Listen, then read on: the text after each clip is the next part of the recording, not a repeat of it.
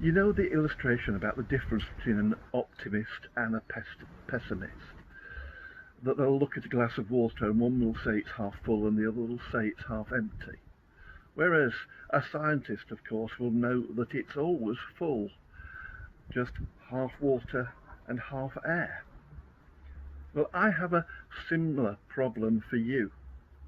When two people get married, is it like the fairy tales say, when it gets to the end of the story and they get married and it says they all lived happily ever after? Or is it more like Casablanca, where Rick says, this could be the beginning of a beautiful friendship? Is it the end of something or the beginning of something? And like the half full and half empty debate, we have to recognise that both are true. And it depends on how you look at it. Because it's the end of the single lifestyle and the beginning of a partnership. However, the really important thing about the relationship is the now. Here we are in this place at this time. What does the marriage mean now? And what should the two involved be doing about it? In my past, when I used to take 4 or 5 weddings on most Saturdays in summer, that formed part of many talks that I gave. And when you look at the passage from James's letter, it's clear that he's trying to get the same thing across about building a relationship with Jesus. We're sent out into the world to spread the good news, to enable people to come to a point of decision about Jesus, about committing to his extraordinary kingdom. But that choice isn't the end of the process. It's the beginning of something entirely new, something different. And like any relationship, the really important thing isn't the past or the future. It's the now, where we affirm that decision every day for the rest of our lives. Now, I don't want to diminish the importance of that past decision or the future hope.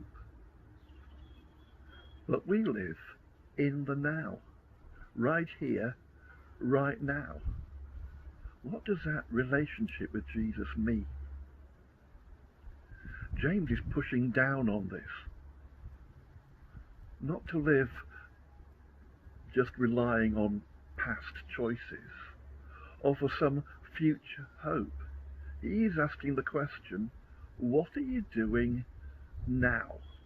And he points to the disappointments and failures of life as evidence that people are falling back into old ways of thinking and doing, where we let our own desires and prejudices rule. He says, for where you have envy and selfish ambition, there you'll find disorder and every evil practice. But the wisdom that comes from heaven is first of all pure, then peace-loving, considerate, submissive, full of mercy and good fruit, impartial and sincere. Right here, right now, do you still let Jesus be king in your life, your attitudes, your decisions? That involves commitment. It involves hard work. And when it all goes pear-shaped, it shows there's something wrong in the relationship. Last time I spoke, I talked about the desire to have your cake and eat it, and how that hopelessly compromises us. And James makes the same point. Don't you know that friendship with the world means enmity against God? The path of discipleship is both simple and not simple. We are called to live a kingdom life in a broken world, and that involves tough decisions. You can see the disciples also struggling with this in Mark's Gospel as they're taken on a training day by Jesus.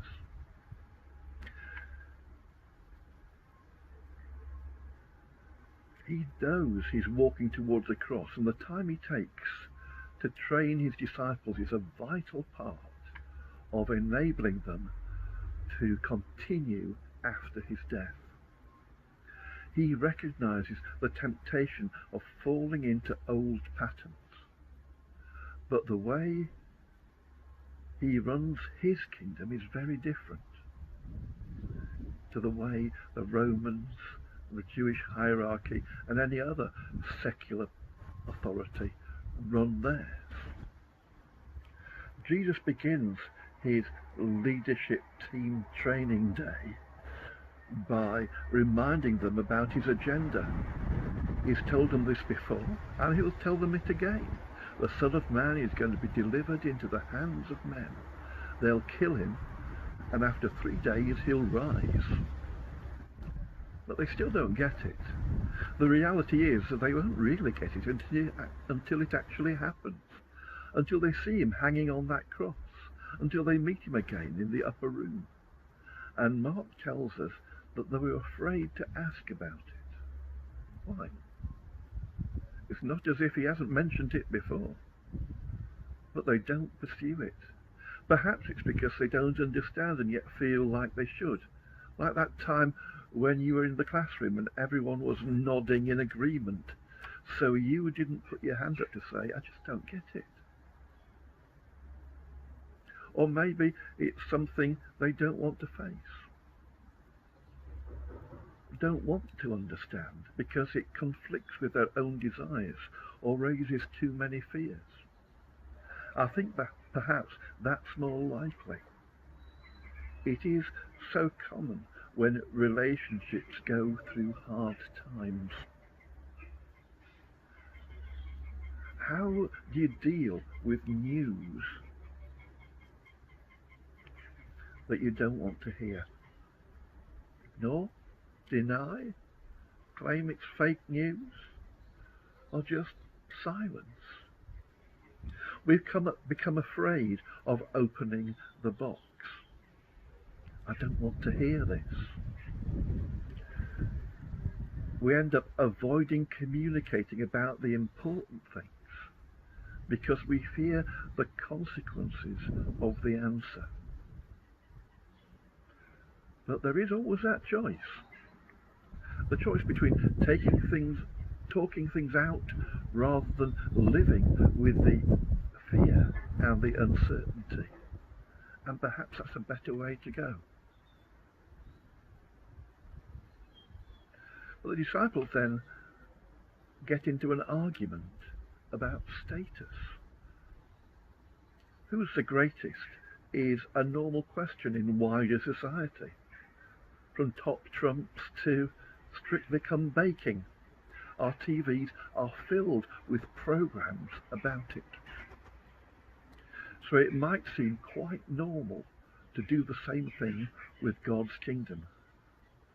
After all, they lived in a society which did that. In both Jewish and the imposed Roman cultures, the rich, the council members, the temple hierarchy, the military governors, they were honoured. And those like Matthew, a tax collector, the beggars, those with diseases, who did things that made them unclean, they were at the bottom of the pile. Something tells the disciples that their arguments weren't what Jesus wanted. And they do what we so often do when we're caught in something that we know wasn't right, but don't really know why. We clam up. I'm not going to say anything else in case it gets me into hotter water. James says that they kept quiet because on the way they'd argued about who was the greatest. It is of course futile to take that approach with Jesus because he knows. He always knows. and yet we still do it. He knows. He knows who we really are and still loves us. And that's the nature of real love, isn't it? Not that you've got a particular image or ideal of a person and love that, because that will fade and fail. It can't survive reality.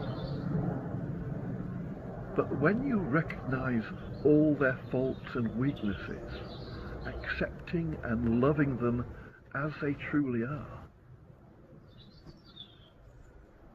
that's a love that can last. Jesus puts his finger on the heart of their argument and talks about his revolutionary kingdom. It's something we talk about a lot in the church, the importance of joining it, how within it we discover what it is to be truly human. Here we see something about this kingdom's structure and what it takes to be a leader in it. He says, anyone who wants to be first must be the very last and the servant of all. He took a little child whom he placed among them. Taking the child in his arms, he said to them, whoever welcomes one of these little children in my name welcomes me. And whoever welcomes me doesn't welcome me, but the one who sent me. In human society, we have quite rigid structures, with people ordered by their relative importance, what we call a hierarchy, just posh for pecking order. We see it in kingdoms and republics, democracies and dictatorships, even in various forms of church. Some are more pronounced than others, but you'll find it everywhere. However, when Jesus talks about the power structures to be found in his kingdom, he describes something revolutionary. We see a flattened hierarchy, where those who are considered least in the world's eyes are of importance to Jesus. He reframes the balance towards the vulnerable, because the rich and the poor, the old, the young, the strong, the weak, those with a voice, those with no voice, the able, the struggling, all have equal standing, for all are children of the living God and are honoured on his terms. The status that we see recognised and honoured in the world has no place in God's kingdom. And that's vital teaching for the leadership of the church, which is to be an expression of God's dynamic rule. Servant leadership is something that Jesus keeps coming back to. I think because this runs so much against what we experience. Many claim to be servant leaders, but I'm afraid few that claim it are actually qualified. Often, when we ask for leaders, what we get is managers. And the clue is in the name. Leaders lead and managers manage. Leaders are visionary, inspiring, and reach out and teach. Managers maintain, organise, and develop structures. You see the difference in the early church, where the apostles were the leaders, and those who were marked out as deacons were the managers. They managed the organisation as it grew.